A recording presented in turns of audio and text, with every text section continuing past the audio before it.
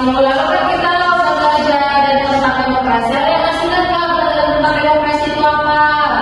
Ada. Apa itu? Demokrasi adalah sistem pemerintahan di mana kekuasaan berada di lingkungan rakyat, baik secara langsung maupun melalui perwakilan yang dipilih rakyat. Minggu lalu kan kita belajar demokrasi nih. Untuk mengulang materi minggu lalu tentang demokrasi, di sini tuh punya permainan game di mana untuk membahas demokrasi. Di sini ada game kita main spin, ya kan?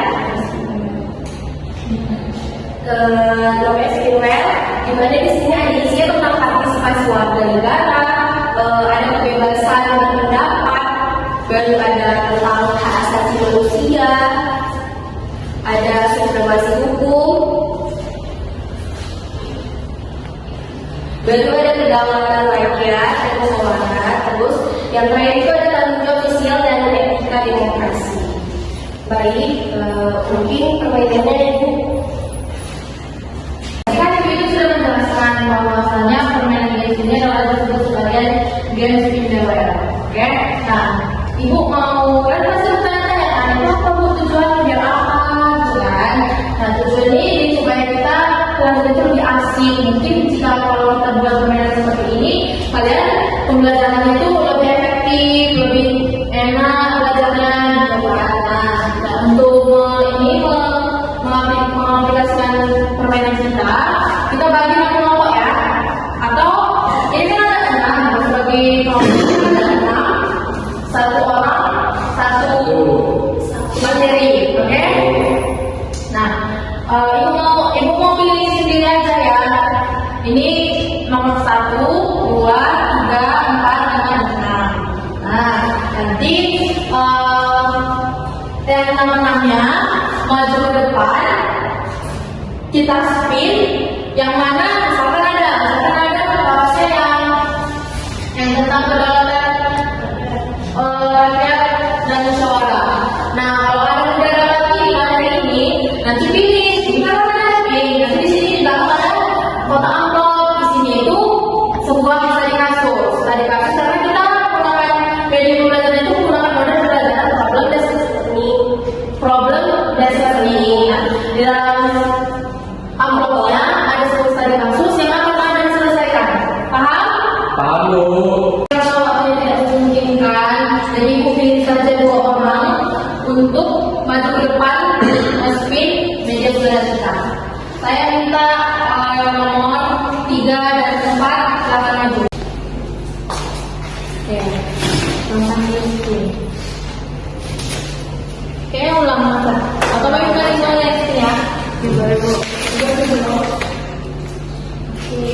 Oke, ini materinya tentang partisipasi warga negara. Ini kan warna hijau. Silakan asal pilih amplopnya warna hijau atau studi kasusnya.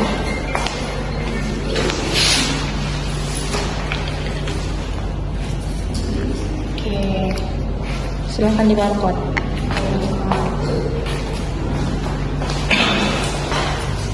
Oke, ada selanjutnya uji.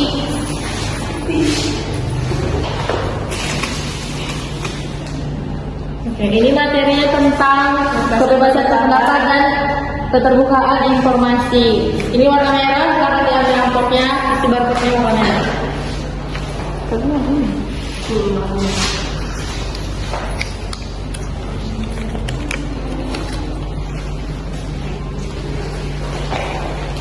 Oke, silakan dibuka isi barcode-nya apa, silakan analisis apa yang menjadi studi kasusnya.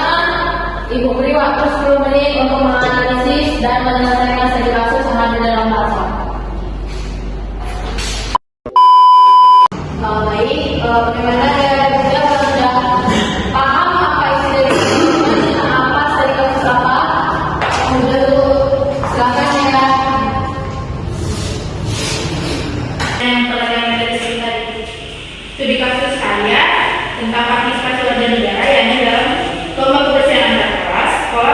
kebebasan pada siswa untuk mengatur strategi masing-masing. Namun beberapa siswa hanya mengandalkan kerja keras beberapa orang, sementara sebagian lainnya bersikap pasif beralasan bahwa kegiatan tersebut bukan prioritas. Akibatnya proses tidak mencapai hasil optimal dan justru kalah dalam penilaian.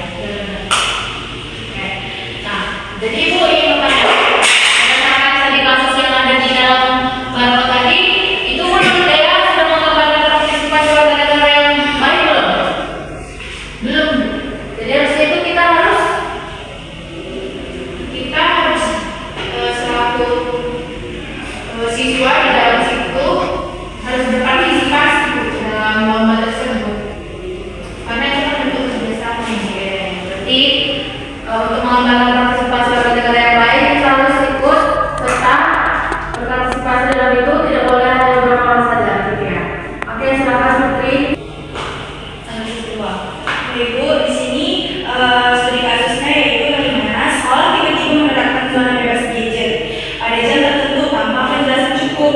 Nah, sehingga beberapa siswa salah paham dan menyebarkan rumor keliru di media sosial yang menyebabkan kepanikan dan protes massal kepada guru. Nah, analisisnya menurut pendapat saya itu yang dimana perlunya keterbukaan informasi dari sekolah agar siswa tidak terjebak hoax dan kepanikan, serta menerapkan kebebasan berpendapat, serta bertanggung jawab agar kritik maupun saran dapat disampaikan dengan cara yang santun dan tidak menimbulkan kekacauan di lingkungan sekolah. Oke, tadi kita sudah membahas tentang partisipasi warga negara dan hak asasi manusia. Sebelum kita menutup materi, apakah ada yang ingin bertanya atau ingin menambahi? Izinku menambahi. Oke, silakan. Berarti kita berpartisipasi tidak hanya di sekolah saja.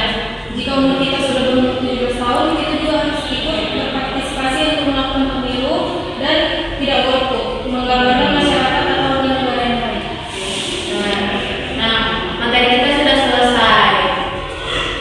Kalian sudah paham semua kan? Karena kita tadi menggunakan media pembelajaran di Nobel. Apa sih kalau yang baru kalian dapatkan dari media pembelajaran ini? Banyak Bu. Salah satunya pembelajaran itu jadi nggak bosan Bu, karena kita kan main game kan, terus menarik medianya kan, karena diputar-putar biar terus scan barcode